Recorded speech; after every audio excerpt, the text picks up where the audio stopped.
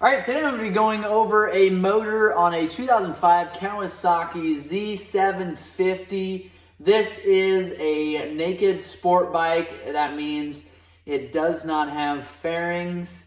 You sit a little more upright than you would on a sport bike. It's a little tamed down motor compared to, say, the ZX10 or the ZX6 or a couple of those complete sport bike models. This is a fuel injected. We've taken the throttle bodies off. I've taken several different videos on there. We also have the injectors that were removed at the same time. I do still have my coils in here, and I've got the intake boots. I do still have the coil harness here, and it's got a 1, 2, 3, 4, meaning this is the first cylinder, second, third, fourth. So it's an inline 4. You've got your exhaust ports over here. We've got obviously our intake here, our starter, we've got our charging system, and clear back here that you may not be able to see is your countershaft sprocket. We'll move that a little bit closer when we get to that point. We've got our clutch over here. It would be when you're sitting on the motorcycle on the right-hand side. So we are going to completely go through this motor now. I want to show you top end, the cams, the camshaft, the cam chain, tensioner, stuff like that. We're going to go through the cylinder head and then the cylinder. And then obviously the charging system, completely splitting this crankcase.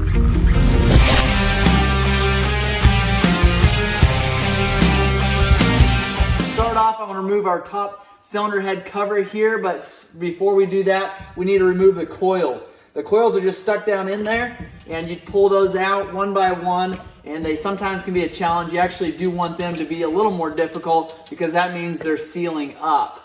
Going back in, then you just take and push them down. You should feel them snap, and that means they're clicking into place there. There's all 4 coils. We'll set these aside, and now we've got a handful of 10mm bolts. We got 6 of them here that we're going to need to remove.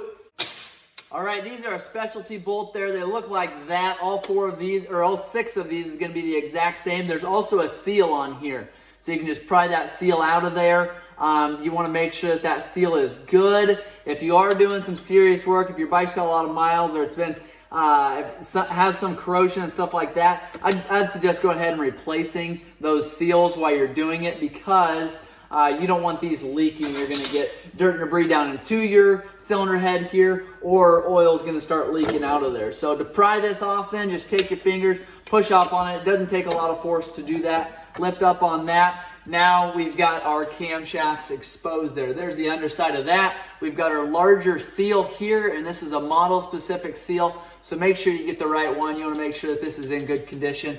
These are typically sold from Kawasaki. Not a lot of aftermarket companies will make those seals there. So they're just not a real high dollar. I'm going to guess you're going to spend less than $20 on this seal, but it's good to have replaced and get that done when you're going through your motor.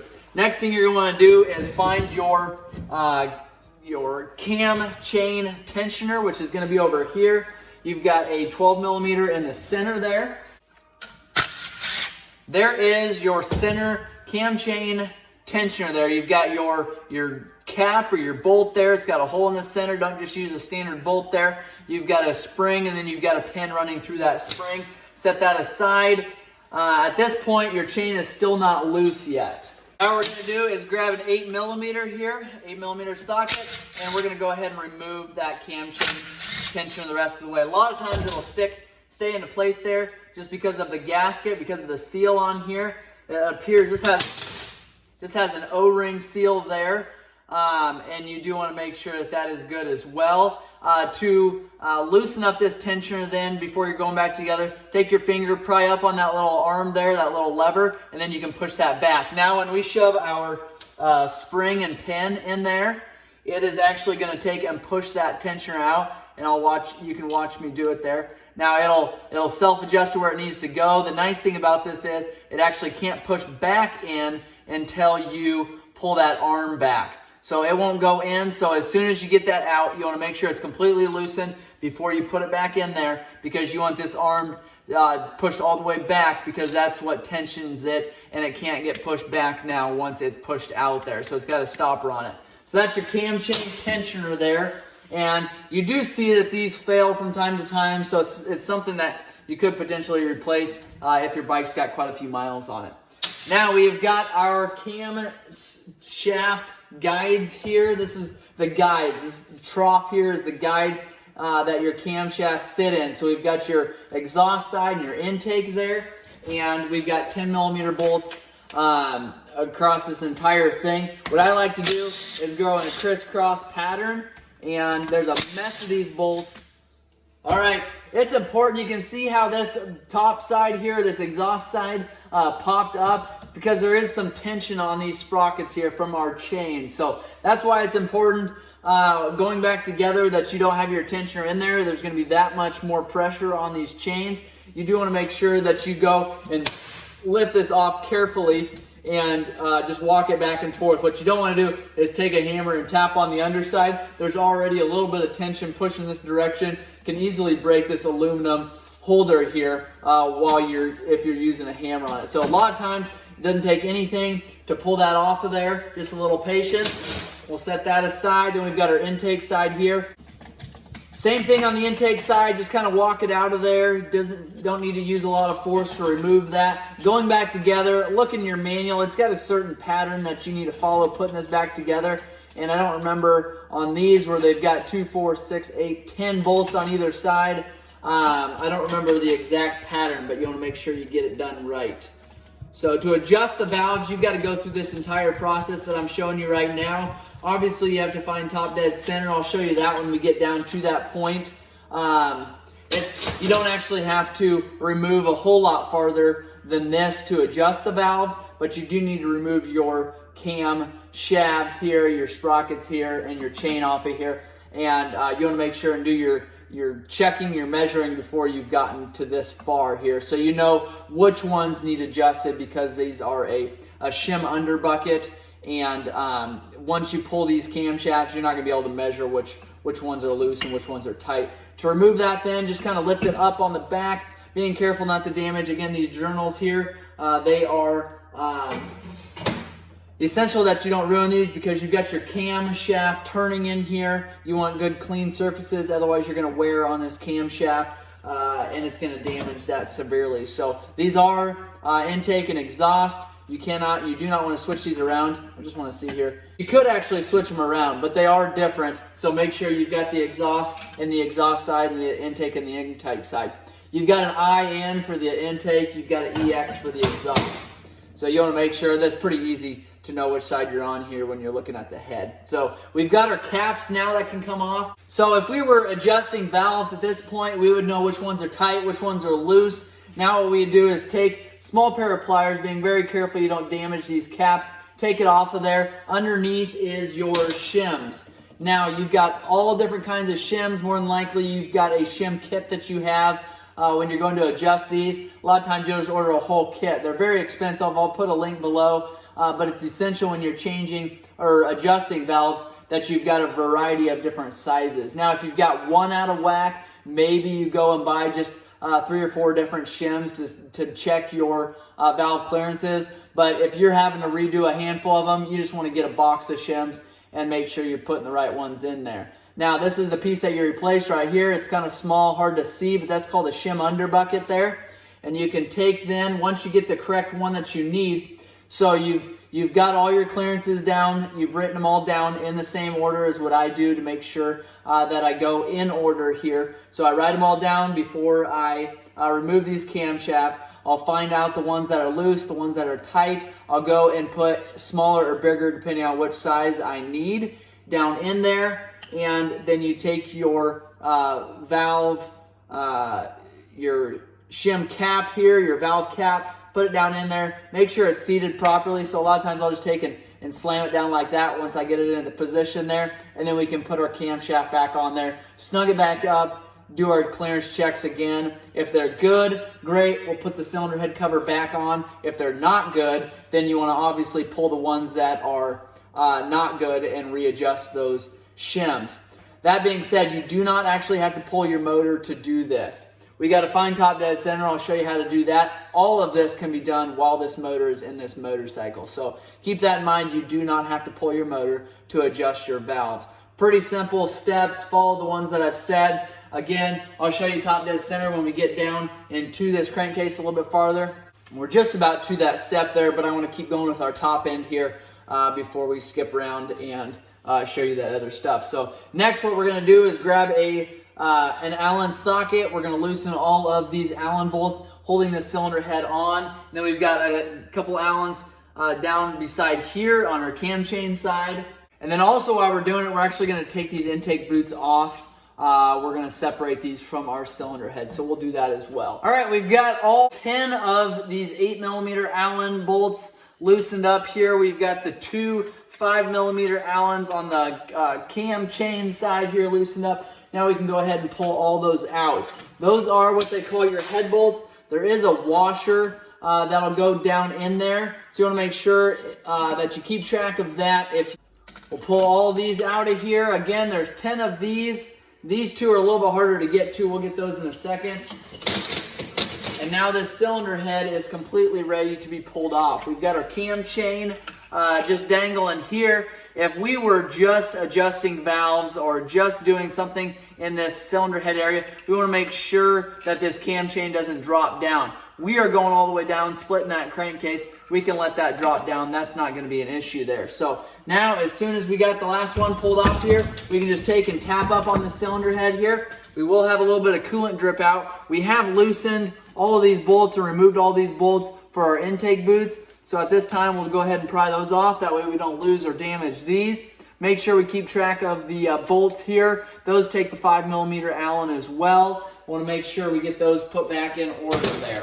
We've got our water line that's here. We can remove that. I'm not going to at this time. There's really no need for it at this point. And before we get this cylinder head completely pulled off here, we've got a 6mm Allen that's coming in from the side here. It's down directly underneath of this right-hand corner. We're going to pull that out. What that is doing is holding our cam chain guide into place there, and that's kind of binding us up, and we are not able to pull that cylinder head completely off of there without removing that guide bolt. Then we're going to be able to either pull this guide up, or we could actually leave this in, lift this cylinder head up, and our guide will just stay there. All right, then we can lift our head up a little bit. Once you get it enough room in there to get your fingers underneath of there, it's going to be beneficial for you to stick your fingers underneath of the cam chain side here and kind of push this guide up a little bit. There's a groove, and you can kind of see that groove in here on the actual cylinder itself. That groove is right here, and if you can get that up into that groove to where this knob here will just ride all the way up, you're going to be able to pull that off a lot easier. So kind of push that forward. It kind of does want to stay in place because of this knob here, but you'll be able to push it forward enough, basically just kind of a 1/2 inch here between where it wants to sit here and that groove there. Then you can just take and slide your cylinder head up. Now at this point, I'm going to be really careful not to tip this upside down because I don't want all of these valve caps to pour out. So we've got our cylinder head complete assembly here. We've got our intake valves on this side, and there's going to be 8 of these, and there's going to be 8 exhausts. Exhaust is a little bit smaller right in the middle there. We do have our spark plugs on each dome there. So that is the cylinder head on a Z750. I'm going to set that aside now. We've got our cylinder head gasket here. This is directional, so make sure you pay attention to which direction it's going on. You do not want to put this in the wrong direction here. So looks like it's going to be this way. You've got the small hole back there, lines up with that hole there, and then you've got these holes that line up together. So if you flip this upside down, there's going to be a lot of holes blocked. So make sure you've got that the right direction. You do not want to reuse these. We'll throw those in the trash. And we've got this coolant line right here that we need to loosen up and take off before we get much farther. All right, that coolant line is off. Now I got to thinking, once I got this far, and I'm to the point where now I would want to order a gasket kit. Since I'm this far, I'd probably put piston and rings in there. And I realized this motor is actually still good. I didn't even think about this as far as a lot of times when I get in and tear stuff down, a lot of times these motors are not good, which is why I'm tearing them down. This motor is actually good. This customer had laid the bike over. Had a little bit of frame damage, not bad. I've got the title for it, not even registered as a salvage title, so it's nothing terrible, but the insurance company did own it, and I bought it from the insurance company. There is some damage to this stator cover over here, and that obviously would need fixed. Would you guys have fixed this motorcycle, or would you guys have scrapped it out? I, without even thinking, decided to take this motor, tear it down, scrap it out. Just curious what you guys' thoughts are. If that was wise, if that was not wise, what should I have done there? Comment below and let me know what you're thinking. We've got our cam chain guides here. Again, we're gonna have to center them. That way we can get this cylinder completely removed. We've got number 1 cylinder all the way to number 4 cylinder here. And you can just take and tap on this. Sometimes it's not as easy as just tapping on with your fist. You gotta use a little rubber mallet to break that gasket free is the main thing. It's not that there's that much pressure on it, but a lot of times you do have to break that gasket free, kind of break that seal a little bit, but you never want to use a steel hammer. These are aluminum cylinders, and you don't want to damage those that cylinder by tapping on it with a steel hammer. So make sure you put your guide on this side here right into place there. We've got our gasket down below there, so kind of keep track of that. And we'll take and slide this out. Those pistons kind of fall. If you're reusing those pistons, you want to make sure that you don't damage them by letting them fall like that. We've got our base gasket here, thinner gasket, not quite as much to it, but you do want to replace this every time. All right, now we're going to go through and we're actually going to remove each piston off, and these pistons actually are in really good condition, no damage to them. Like I said, this motor is in good shape.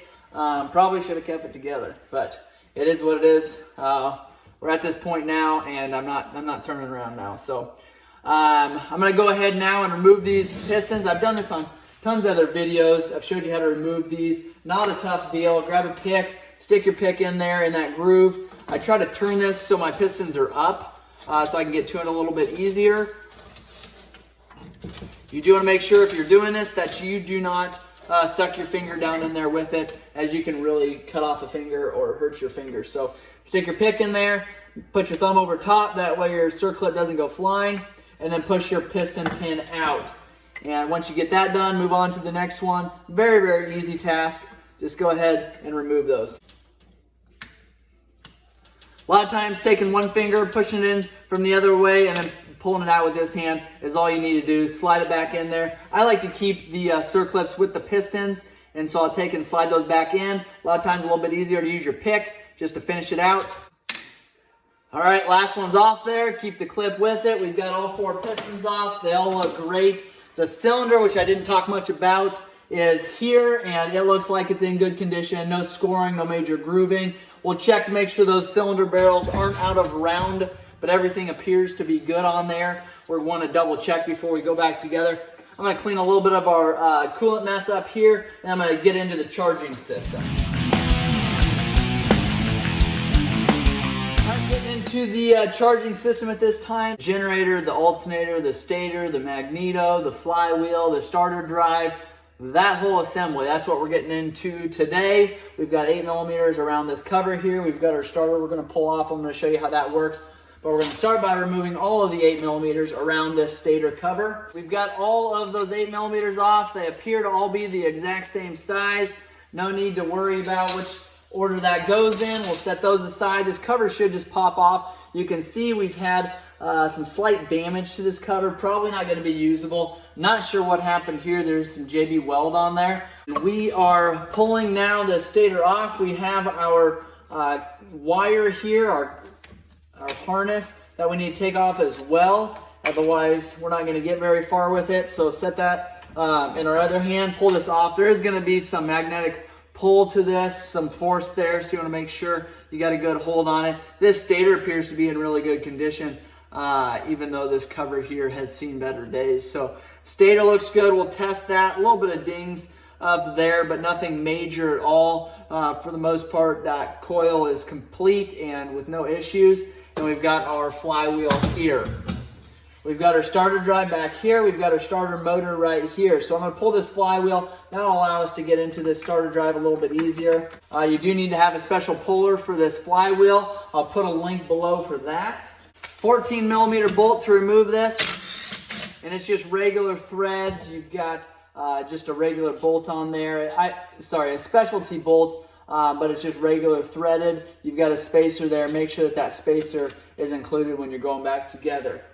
Flywheel puller giveaway. So we've got this bolt here off. We've got it loosened up and removed it. I'm actually going to take and put it back down in there. I wanted to show you what it was like to pull that off of there. Now, what I'm going to do today is remove this flywheel. What you need is a special tool. It looks just like this, and I'm going to offer you a chance to win this puller.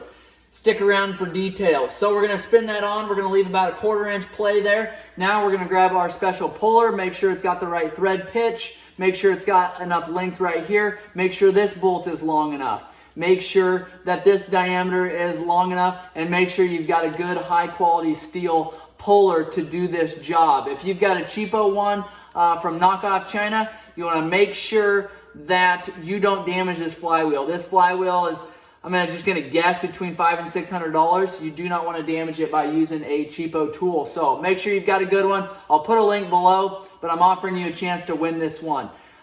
I'm going to get to 100 comments on this video. When I get to 100 comments, I will pick one person out of those comments to send a flywheel puller to. Now, if I see one person comment 100 times, I hope one other person comments, because they're going to get the flywheel puller. I'm not going to give this to the person that comments 99 times or the person that comments 100 times. I want 100 people, and maybe if you do it once or twice, that's just fine. But I don't want you doing it more than twice. One person out of the first 100 comments is going to receive this flywheel puller free of charge, free shipping, and high quality steel, and the puller to do the trick. Now, you're going to take this puller, you're going to screw it onto your flywheel. Make sure you've got it going on the right direction. Make sure you're not cross-threading anything. That kind of defeats the purpose of using a special tool like this if you damage your flywheel while using this special tool. Now, that being said, I'm curious if anybody else has found a better way to remove a flywheel off of the motorcycle. I'm going to tell you, there's not a better way, not a way that's going to allow you to keep your flywheel and your crankcase. I could see how somebody could get some pry bars in here and go Hulk mode on it and beat on it. Okay, you're not gonna be able to salvage your flywheel or your crankcase. So any other way than using a puller, let me know that in the comments below. We're gonna run this bolt down in there. We've got a 19mm socket here. We're gonna run this down. And remember, you don't have a whole lot of give there. So you could maybe see it in the video. We could for sure see it with our naked eye here, but it pops that flywheel up. You know that your flywheel is loose at this time. The reason why you can't pull it all the way off is because you actually have that bolt still on there holding it on. The reason why we had to put that bolt in there, if I haven't touched on that yet, is because this bolt right here is not long enough. It's gonna thread all the way down through your flywheel here, and it's supposed to hit that crankshaft is what it's supposed to be doing. But because of that large hole in that crankshaft, if your puller's a little bit small, it's going to run down in there. It could potentially damage those threads. That is why I put this bolt on there. That is why I use the correct tools. So again, make sure you guys comment below so that you could possibly win that flywheel puller. I will announce that winner at some point on one of my videos on YouTube. I will make sure that that person knows they won when that time comes. So 100 comments, make sure I get there. This right here is a limiter gear or a starter gear or a starter drive. We've got your starter motor right here. These gears on this starter here will turn these smaller, finer tooth gears right here. These larger tooth gears will actually turn your flywheel starter drive gear, the gear that's on behind your flywheel. It's got a one-way bearing. I'll show you that when I pull that flywheel completely off, but this gear should only turn one direction, and it does. The other direction, when you hit that starter, will actually turn your motor over, so it's going to be spinning this direction counterclockwise. This direction here, it's not going to start anything. If your bearing's good, and it should be, you'll be spinning your motor over this way, starting your motorcycle. So make sure that this gear is good. Make sure that the teeth on your starter are good. Make sure that the teeth on your one-way gear here are good. So setting that starter drive aside, we've got your flywheel here, and you heard a little tick, something falling out. You want to make sure and grab that before it goes down into your bottom end. Here's your one-way gear that I was telling you about, or the one-way bearing, and then this right here is the gear. And this gear right here, if you set that on there and spin it, it'll only spin one direction. The other direction is going to spin that whole flywheel. So make sure you've got a good one of those. I did actually drop that keeper down into our crankcase. Thankfully, I can still see it. It's right there. Grab it with a magnet. Make sure you keep hand on this, and then make sure when you're going back together, you slide that down into place there. To put this flywheel back on, slide that into place there, tighten that bolt up. I like to Loctite it just so you are sure that that bolt isn't going to come out. That flywheel is spinning at an incredible rate, actually the same rate as your crankshaft, so you know how many times and how quick that spins over. It's a lot. Trust me on that. So next we're going over to your water pump. We've got your impeller under this cover here. We've got an 8mm bolt we need to remove. A couple of them actually, but most of them are already removed. First of all, we've got an Allen right here that we need to remove, and I believe it's a 5mm Allen. And this will allow us to get in and turn this tube, that way we can get into that 8mm bolt there to remove our water pump cover or our impeller cover. So water lines here, this water line goes up to the cylinder head. This water line here goes to the radiator, from the radiator. I can't remember which one. And then we've got some other lines as well. So set that bolt aside, we'll remove that coolant line, and we could actually just turn it to get that 8mm bolt out, but we are just going to turn it, to tell you the truth. I'm not looking to spill coolant all over the place. So, got that 8mm removed. There's actually two more that we've removed already. I guess I ended up spilling coolant all over. So, there we go there. There is your coolant cover, your water pump cover, your impeller cover, your cooling line. So that is the ticket there. You want to make sure that these hoses are in good shape. This is obviously an aluminum hose. Not a lot there that can go bad as far as dry rot, but these seals that are down in here, these O-rings, they can go bad. So you want to make sure that those are good, aren't leaking anywhere. Water pump here, the impeller. Let's remove that. Be careful when you're doing this that you don't take your thumb off. If you're going to hang on to it, I'd be very, very careful. Use some heavy-duty gloves because you could destroy your finger by turning that too quick when you're not paying attention. What I don't like to do is stick pliers on here because these are aluminum fins. They break very, very easily. I'm a little bit leery of using a finger as well. I just know the power of my impact, and it's not all that great. I do love DeWalt. Their power is, in the 3/8 impact, is nothing to write home about. So I knew I was stronger than that impact there. You just want to make sure you don't catch it off guard. You've got a water pump seal right here. These have a tendency of going out, and we will get down and replace that in a separate video. But you've got an opportunity here to pull this off, so we're going to do that.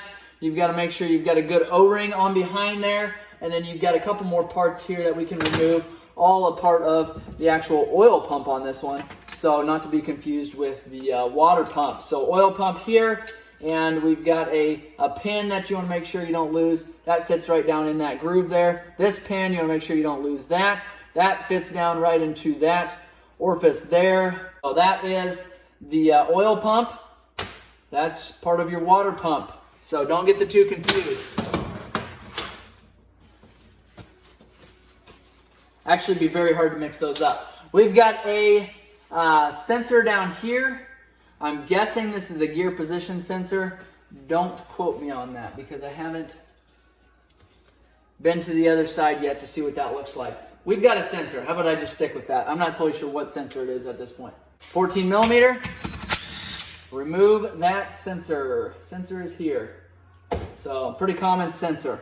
I'm not sure you could pick one of these up at your automotive store, but you can probably pick one up at any Kawasaki dealership.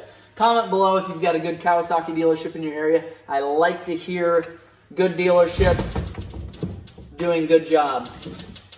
So moving that motor over now, we're actually going to move to the other side. I'm going to pull this starter assembly while I'm here with 8mm socket. 2 bolts there, and then go ahead and remove your starter. Should have an O-ring right there. Should be in good condition. If it's not, replace it. You don't want water coming from in this area here, dropping down into your stator assembly and your flywheel. It's going to create quite a problem there. So starter feels good. I'll double check that. I'll test it out. I'll show you how to do that. We have got our clutch cover on this side. I'm going to remove a handful of these bolts. We're going to tip this motor up. That way you guys can see what I'm doing.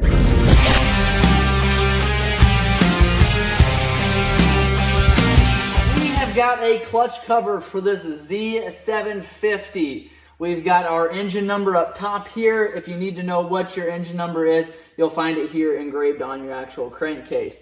We've got our engine fill cap here. We've got our sight window here. We've got a little bit of a capacity, some numbers here. We've got oil capacity and liters. Filter not removed, 3.1. Filter removed, 3.3. Completely dry, full engine rebuild. We've got a 3.8. Now, I would like to hear from you guys. Do you feel like that is accurate? Do you feel like once you drain your oil, when you don't replace your filter, no idea why you would do that? Do not change your engine oil without replacing your oil filter. Is it going to hold 3.1? If you've changed your oil filter, will it hold 3.3? And if you have rebuilt your motor, does it hold 3.8? Comment below and let me know if that is true. A lot of times we find that those numbers are a little bit off, and I don't know why they are off, but sometimes they are, and I've seen it many, many times. So again, I'd like to hear from you guys. Do you feel like those numbers are completely accurate? If you are looking at a Z750, maybe read through these comments below, comment yourself, let me know what you think. Do you trust what is on the side of your motor for engine oil capacity? Should we trust those numbers? I don't know. You guys tell me. Maybe I'll tell you the answer at the end. If we're trying to get our cam chain out, you can remove this Allen bolt here. This guide is going to be able to pull out. We are going to do that because we're going to have to do that sooner than later anyways.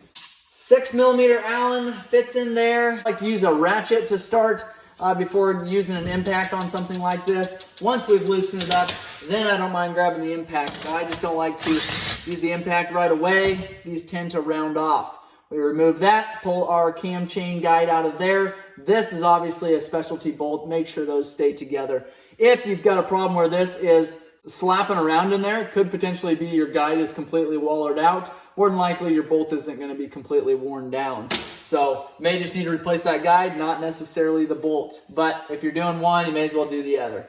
That's always been my motto. So, right underneath this cover here, down here, is another sensor. And again, I'm just guessing on this one.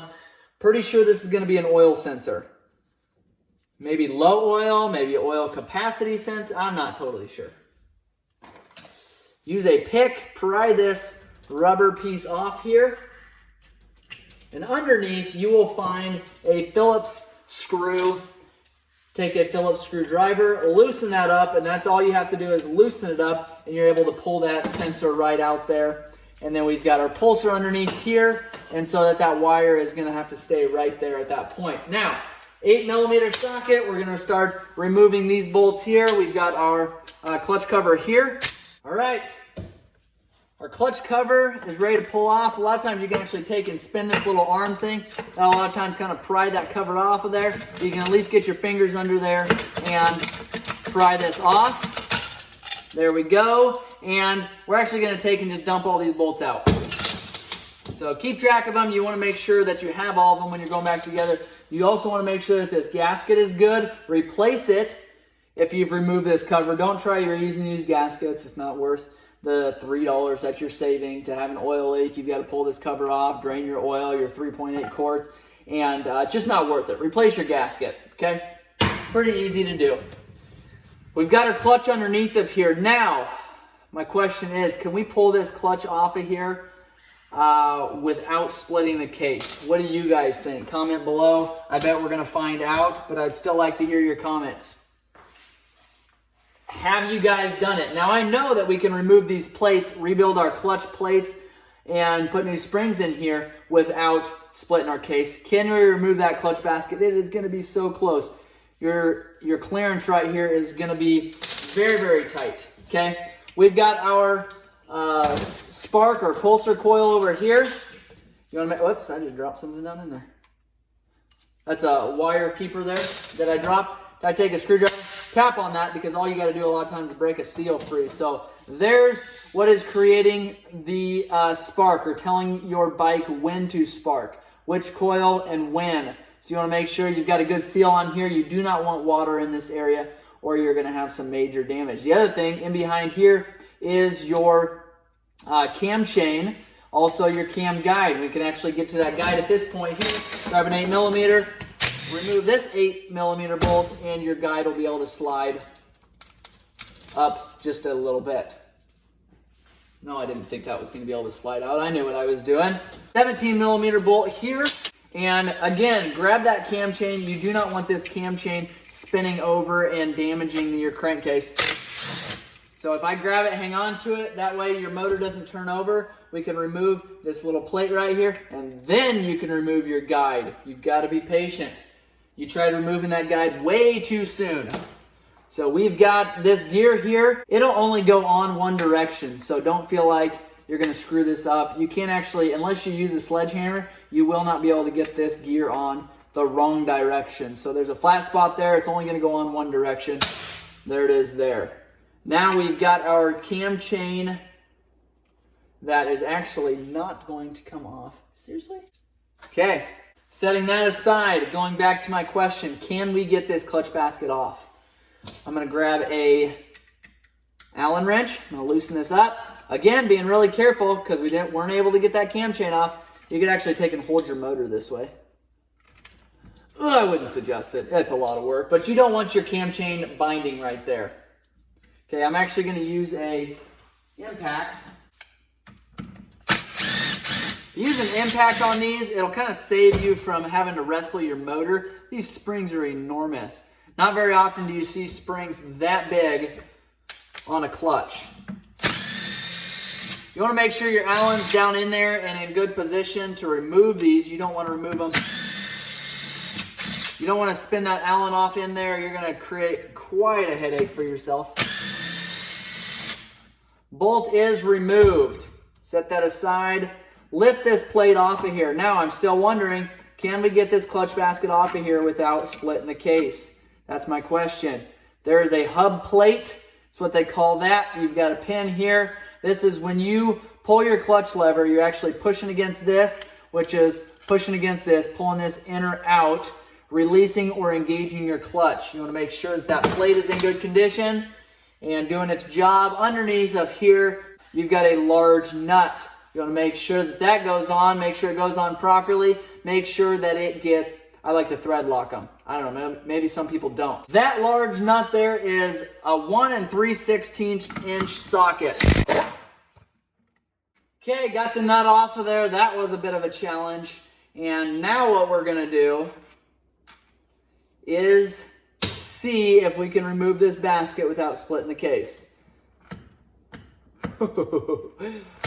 Okay, I think not. Now, next thing we can do. What I'm gonna do, put this plate back on here. Okay, if all we're doing is replacing our clutch plates here, it's easy. We can do that at this point. We don't need to remove that clutch basket. But I would like to remove that clutch basket. So, slide this back on, get it into place there. And sometimes this takes a little bit. These can be a little bit of a challenge. There we go. Slide that into place. Now put our springs back in and our very long bolts. Just blown away at these.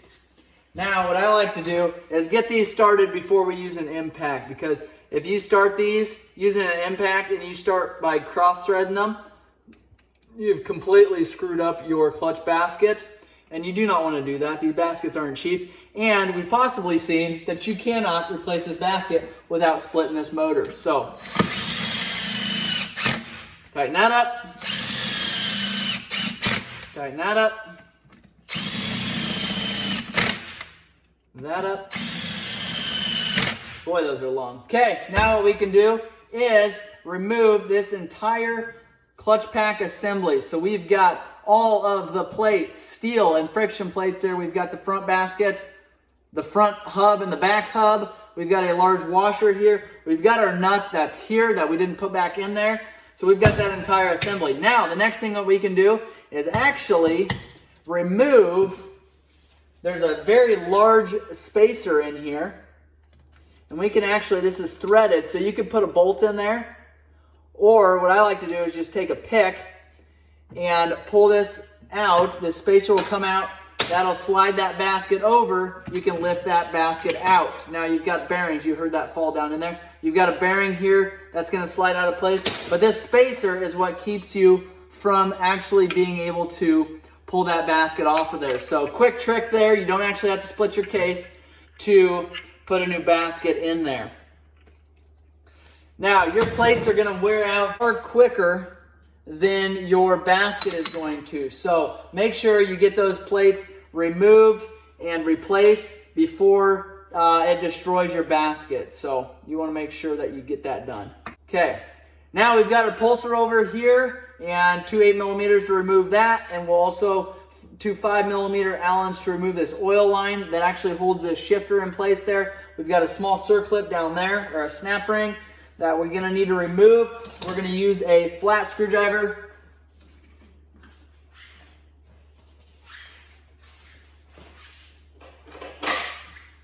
to remove this clip here. Keep your hand over top so it doesn't go flying across the room. That's removed. There is a bit of a spring loadedness on there, and we've got to remove those Allens. Those are removed. Those are actually in there with red thread locks, so those weren't coming out of there very easily. Okay, we've removed this oil line. They've got a seal in there that's fairly difficult to remove, actually. So you've got an O-ring in there that seals that up. Now we've got our shift shaft that pulls all the way out. Okay, you wouldn't actually have to remove that circlip that I removed right here. So I'm going to actually put that back in place there. That way we don't lose that washer and that spring. All right, two 8mm to remove this pulser here. Go ahead and remove that sensor there, that wire harness and everything. So now we've got our shift drum down here. We've got an Allen bolt that is holding that together. Like I said earlier, I really hate to use Allen bolt sockets with impacts, but I just did and it worked okay. You just run a really high risk of rounding that Allen off. Something like this is extremely hard to get anything else down in there to get it apart. So go ahead, and there's going to be a little bit of pressure from this arm here, so you can either pry that back and then lift up on here like that. We'll just let that arm go for now. We'll remove that once we get farther down in here. So this is the shift star for the actual shift drum, and we'll see that shift drum more when we get that crankcase split. So now I'm going to stand this motor on end. We're going to pull the oil pan down here, which is the drain bolt and everything. It's got a gasket, and that has a common issue of going out. There is that risk, and so I'm going to do that at this point. Next, we're going to pull this oil pan off of here. This is obviously your drain pan or a drain bolt, a 17mm drain bolt. You've got a crush washer on there, and I'll remove that and show you what that looks like. It's something you want to replace every time you change your oil. Now that doesn't always happen, rarely does that happen, but it is a washer that'll actually continue to smash, and then at some point it won't smash anymore and you'll start dripping oil out of the bottom of your drain bolt there. So if you replace that, that'll seal it up nicely. If you just buy a 10-pack of them for $6, you can replace them for 10 oil changes. It'll last you a long time. So 8mm bolts all the way around here. We've got 4 12mm bolts here, a little bit longer ones with evidently brass washers there. We've got a handful of 10mm bolts around the front of this here, and I'm going to go ahead and remove this. Sometimes you got to take a hammer, tap on it a little bit, a rubber mallet or a plastic hammer, tap on this to break that seal. And like I said earlier, that seal is just holding it kind of tight on there. Once you get that seal broken free, broken loose, you'll be able to lift that oil pan right off of there. We got two different oil lines here. Well, they're all one piece, but they're in a L shape here, and they are a snug fit, and they've got a rubber O-ring that hold the things, hold those oil lines in. So that's your oil line there. We've got an oil relief valve, and then we've got a pickup here. This is a oil pickup. This oil pickup here will pick up the oil. It'll run it over up into this area here. You're not gonna be able to, you maybe can't see my finger there. And it'll come into that oil pump assembly that I pulled off earlier. It looks like this. And then it'll run that oil up through the oil lines, up to the cylinder head, lubricate that cylinder, and do that job. We've got our idler gear on this side here. That's actually gonna pull out this direction here. This is where the clutches were on this side. So you actually take a snap ring plier and get them down into here. And you're not gonna be able to see this because my hands are gonna be in the way, but small snap ring. And we'll just go ahead, pull that snap ring. We can actually take and slide that shaft off at this time, and then you can take and continue to slide that shaft out. That snap ring, we're just gonna slide it back on, that way we can keep that all together. Now, this line here goes with the oil pump. So this goes all the way through, and those tabs fit together just like that. So all the way over here, this turns, I believe with your clutch, if I remember right, is what turns this. I could be wrong on that. It might be a different, it's gotta be your clutch. It turns with your clutch, that's gonna turn that oil pump there. So that is how this gear works and how you remove that. And now I believe we are ready to split this case. I'm gonna have to flip this over just to verify we don't have any bolts coming in from the top. I'm sure that we do. Oil relief valve, 17 millimeter oil relief valve is there. You can take and remove that, clean it out, make sure it's in good condition. Now we've got 12 millimeter bolts down into the crankcase here. And we'll go ahead and remove those at this time. Again, there's washers on those that are on the outside. They're a little bit longer on the outside. And we'll see if that's true for all of these. So the inside ones are all the same size. Outside ones are the little bit longer ones. They're all the same size. The 10 millimeters, and we got one underneath this oil filter that we won't be able to remove. I'm going to keep this oil filter on here for now, just so we don't damage the threads on that. I'm going to flip this up. We're going to check for any bolts on this side, and there's a mess of them on this side as well. So we'll go ahead and remove those at this time. 12 millimeter. We've got this engine mount here that the bolts are actually... All right, those motor mounts are out. And we'll go ahead and remove the rest of these 12s. Then I'll move on to the 10s. It looks like we got all the 12s. Okay, we'll see if we got them all. If we were going right back together with this motor, I'd probably want to keep these in some sort of an order. But I just know that those are all going to be crankcase bolts. I will keep those separate from the other ones. That way we don't lose track of where those are. Now we can take, I'm just going to tap on a couple different areas to see if we can get this to break free here. I lift up on, like, say, this corner here. There we go. And once you get it broke free like that, a lot of times if you can tap in an area that's not going to damage anything, you use a plastic or a rubber mallet, that's not going to damage anything. You can, if you get too abusive, I suppose, damage some of those areas. But just what we did there wasn't going to be bad enough to damage anything. So go ahead now and we can pull and lift this up. We've got a rubber hose that was sticking on the bottom there. There is the crankcase for the Z750. I'm going to set that aside. And now we've got our crankshaft. Obviously, we can remove our cam chain at this time. That's our cam chain there. Our crankshaft will just lift right up out of there. Inspect that, make sure it's in good condition. Those rods look great. We've got bushings down here. A little bit of wear on a couple of these. Nothing major at all. Again, this motor is in great running condition, so no issues there. And in our transmission, you can see how this transmission works here. Gears spinning. You've got your shift forks that are going to be on the other side of this transmission. You can't see them now, but those will slide back and forth. Lift up and out of there. There's one transmission set there. Here is another one. And then underneath of there, you've got your shift drum and your shift forks there. Looks like on this side here, to remove these, we've got a plate here that we're going to have to remove our shift fork shaft. So that's going to take an impact driver. We'll set that case up there. All right, we'll remove that bolt there, and this will hold we'll move this whole holder plate. We'll set that aside. That's obviously going to need to go right back to that position.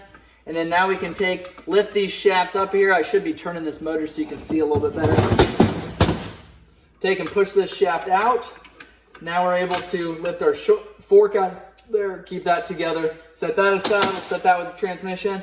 This piece here, same thing, slide it out. And then I just take and I slide them right back on. That way I keep track of which order they go in. There, set that aside. We've got our shift drum. And this will just pop right out of there. If you guys remember, I had that shift arm. That was an Allen bolt that needed to be removed. Okay, that arm is out along with that spring. Keep that together. Now we're able to just take and push our entire shift drum and bearing out. And that is a complete set. We'll set that with that shift star, is what we call that other piece that I had to remove. These bushings, obviously, I think I maybe said this earlier, but can be replaced and should be replaced if you're this far down into that bottom end. So that is a crankcase split on a Kawasaki 750. If you guys have questions or comments, make sure leave those below. I appreciate every comment that I get, mostly positive ones. And if you guys have more videos you want me to shoot on this 750, make sure and leave those in the comments below. Hit subscribe, hit that notification bell. Thank you guys for watching. We'll see you next time.